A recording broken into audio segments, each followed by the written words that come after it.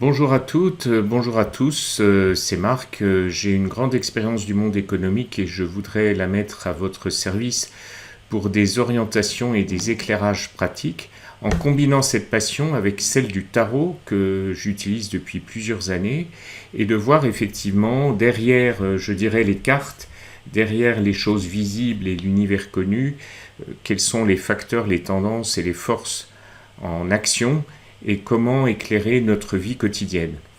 Alors je vais faire des tirages sur cette chaîne sur l'activité économique en général, mais aussi tout ce qui nous concerne directement.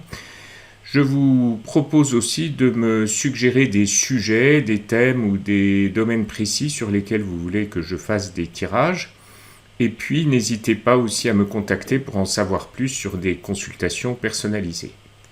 Merci enfin rapidement de cliquer sur les boutons d'abonnement et sur les pouces bleus si vous aimez cette vidéo, car ça m'aide à être plus visible sur YouTube comme vous le savez bien. Dès maintenant, je vais commencer le sujet du jour. Sommes-nous en crise énergétique effectivement et celle-ci va-t-elle durer? Ça, ce serait le premier volet que je voudrais regarder avec vous. Et cette crise énergétique, comment tenter individuellement justement de s'y préparer?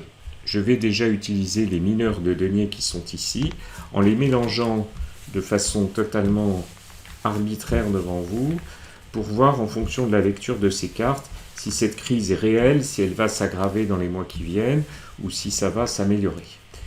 Donc je vais demander au tarot de m'éclairer sur la tendance d'ici fin d'année, c'est-à-dire dans les 4 mois, ensuite en 2023 et à plus long terme. Est-ce que la France va réussir à juguler cette crise énergétique? Je ne parle pas de toutes les causes et de toutes les décisions qui ont été prises à ce sujet, je m'attache à la tendance elle-même. Je vais choisir cette carte pour la tendance à court terme à 4 mois, ensuite je vais demander à 1 an celle-là, et à long terme celle-ci. Voilà. Alors je vais me concentrer sur ces cartes de deniers qui peuvent être à l'endroit ou à l'envers. Alors à 4 mois, à 4 mois on tombe sur les difficultés puisque cette carte à l'endroit de denier, c'est le 5 de denier. On voit un lépreux et un mendiant dans la neige. Donc nous sommes voués effectivement à un hiver difficile. La carte se lit, si je puis me permettre, de façon directe, sans ambiguïté malheureusement. Donc oui, nous allons vers un hiver difficile. Ensuite, en 2023, qu'est-ce qu'on nous dit?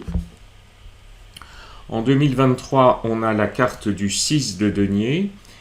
Le 6 de denier, c'est un personnage qui symbolise d'abord un équilibre, une certaine justice dans la répartition, puisqu'on voit des gens souffrants, ce sont d'ailleurs un petit peu ceux de tout à l'heure, si je puis me permettre, et ces gens en souffrance sont heureux de recevoir une manne, et cette manne, elle provient d'une certaine aisance.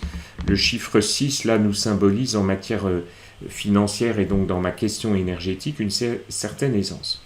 Alors simplement, cette carte est ressortie à l'envers, c'est-à-dire que non, malheureusement, c'est encore une carte négative. Nous n'aurons pas cette aisance énergétique et nous ne pourrons pas distribuer à tout le monde une énergie pas chère. Donc les soucis vont malgré tout continuer et cette carte que je lis à l'envers souligne aussi les déséquilibres dans le sujet et des dysfonctionnements. À plus long terme, les choses s'arrangent dans une certaine stabilité qui n'est pas forcément merveilleuse. Je n'ai pas tiré l'as de denier, j'ai tiré le 4. Le 4 est un personnage stable, assis effectivement et qui regarde de face en tenant ses deniers. Donc nous allons peut-être pouvoir redresser la barre d'ici quelques années, en modérant bien sûr notre consommation, et je ne rentre pas dans les détails, ce n'est pas mon domaine, mais aussi en faisant appel à différents types d'énergie, ou en revoyant nos partenariats, je n'en dis pas plus. Voilà, donc 4 mois qui viennent, une année 2023 probablement difficile. Malgré tout, ne nous laissons pas, comme disent les cartes, aller au désespoir le plus total.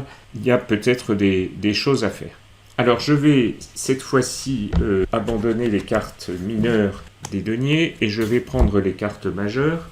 J'ai souvent utilisé les cartes majeures avec cette symbolique du monde que j'aime bien pour placer 4 cartes qui symbolisent ici tout ce qui est affectif, personnel, émotionnel, ici tout ce qui est mental et fait de l'intelligence et de l'esprit, tout ce qui est l'élan vital ici et tout ce qui est matériel ici. Alors ce que je vais faire, c'est que je vais demander au tarot de Marseille, aux lames majeures que vous avez ici, je vais demander des conseils dans ces 4 domaines, centrés sur la crise énergétique, et comme je l'ai annoncé en début de vidéo, qu'est-ce que nous pouvons faire à titre individuel, chacun dans ces domaines-là.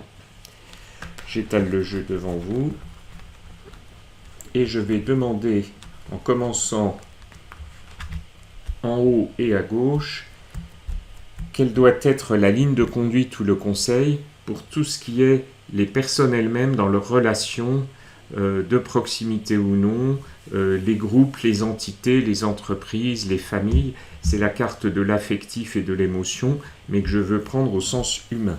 Donc au sens humain, pour surmonter la crise énergétique et dans nos relations, je choisis cette carte. Maintenant, en termes de solutions pratiques, mais là imaginatives, basées sur le mental, est-ce que le tarot veut nous dire quelque chose ? Je choisis cette carte. Donc là, on a l'émotionnel, le mental. C'était l'ange et l'aigle de la carte du monde. Nous allons passer au lion qui, dans la carte du monde, est l'élan vital. Et là, je voudrais demander quelles sont effectivement les stratégies, les initiatives de vie à un niveau très global que l'on peut prendre pour mieux vivre cette crise énergétique. Je vais choisir cette carte. Et puis, dernière carte, j'en ai encore pas mal, l'aspect matériel et concret. Donc le dernier secteur, c'est celui du taureau. Qu'est-ce qu'on peut faire matériellement et concrètement pour se préparer à cette crise énergétique et la vivre aussi bien que possible? Voilà, j'ai choisi mes 4 cartes. Je repars dans le relationnel, notre relation aux entités et aux groupes, qu'ils soient familiaux, professionnels ou amicaux. Alors là, nous tirons une très bonne carte qui est la carte de l'étoile. Donc, que faut-il faire avec ces relations humaines? Il faut surtout, je vous montre la carte d'un peu plus près, il faut surtout être soi-même, apparaître sans phare et sans, je dirais, manipulation des autres, sans chercher par orgueil à se tirer de la situation, comme si j'avais sorti par exemple l'arcane du chariot. Il faut être plein de bonnes intentions et d'autre part, il faut soi-même aussi être dans l'échange et dans le partage, sachant qu'effectivement dans cet échange, il y a une notion de fluidité. D'abord, c'est de l'eau effectivement qui est échangée et l'étoile est à genoux auprès d'un fleuve. Donc quelque part aussi, ça nous rappelle que tout passe et qu'il faut mettre de la fluidité dans les relations. Donc ne pas être égoïste, être dans l'ouverture, croire à sa bonne étoile, si je puis me permettre, c'est-à-dire avoir une attitude relationnelle positive et ne pas se renfermer sur soi-même, et donc peut-être collaborer, coopérer, partager. C'est une carte aussi de partage. Je passe au cadran d'après parce que je vais suivre dans le sens des aiguilles d'une montre. Au cadran d'après, que nous dit-on sur le plan plus intellectuel et mental? Alors sur le plan plus intellectuel et mental, on a une carte de conseil dans le conseil, puisque je recherche des conseils énergétiques. Il y a quand même des personnes sachantes, pleines de bonne volonté, car le pape, au sens positif du terme, c'est quelqu'un qui veut transmettre et qui veut enseigner. Il a effectivement des disciples, des personnes qui l'écoutent. Et donc il va falloir, pour bien gérer cette crise énergétique, prendre conseil auprès de personnes qui sont avisées, qui sont peut-être d'ailleurs indépendantes, mais en tout cas qui auront des idées pratiques et une analyse aussi de la situation qui vous permettront d'y voir clair, c'est-à-dire aussi de comprendre. Donc tout à l'heure on était dans les émotions et les relations, là on est dans la compréhension intellectuelle, mais aussi bien sûr dans des conseils dont certains peuvent être tout à fait pratiques. Carte de l'élan vital que je vais utiliser dans la dynamique d'évolution que chacun doit avoir dans sa vie. Alors, cette dynamique d'évolution, cette stratégie personnelle, elle est très caractéristique ici. Il s'agit du mat. Alors, le mat, quelque part, il quitte, il abandonne, vous le voyez, il emporte un petit baluchon, il voyage léger, il est poursuivi par son propre chien qui s'accroche à ses basques, si je puis parler de basques pour rester correct, et il regarde l'horizon. Le mat est une carte de mutation profonde. Donc votre stratégie, bien sûr c'est une consultation générale, elle peut nécessiter énormément de mouvements, voire un déménagement, un choix d'horizon différent, et des choix qui stratégiquement, puisque je suis sur la vision de la stratégie, sont des choix décisifs sur votre vie.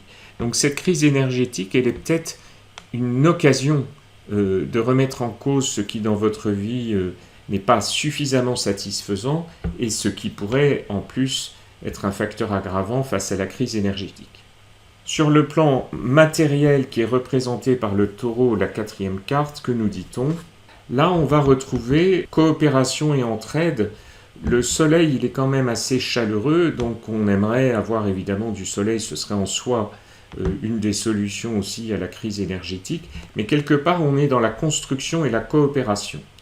Donc il est fort possible, et c'est tout à fait cohérent avec le reste du tirage, que s'en sortiront le mieux les personnes qui auront su mettre sur pied peut-être des formes d'habitat, peut-être des appareils énergétiques, je n'en dis pas plus, qui peuvent pallier justement les effets de la crise actuelle, et donc eux retrouver une certaine forme de grâce et de bienfait du soleil, soleil au sens évidemment propre et figuré, et donc quelque part aussi des bienfaits de leur action en commun.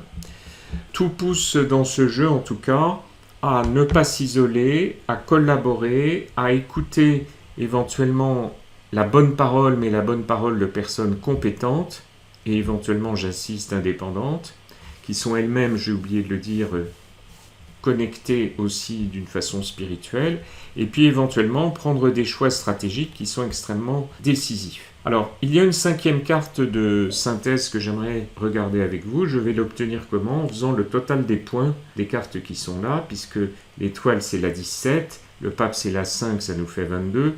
Le mat est une carte sans numéro, c'est la 22e du tarot qui n'a pas de numéro. Donc nous en sommes à 22 et le soleil est à 18. Donc nous en sommes à 40. 40 c'est le 4 et l'empereur c'est une synthèse intéressante.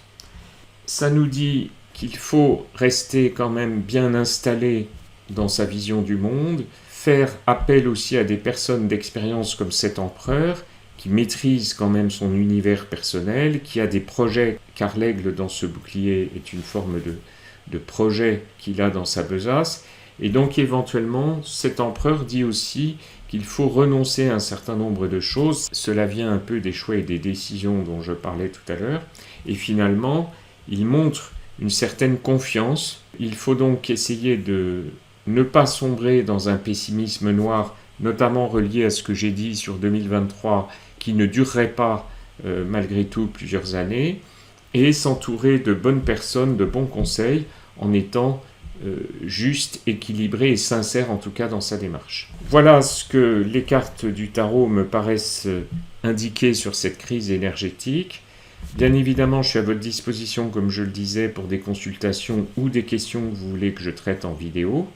Merci beaucoup de penser à vous abonner et à me mettre un petit pouce bleu, et je vous dis à très vite. Merci.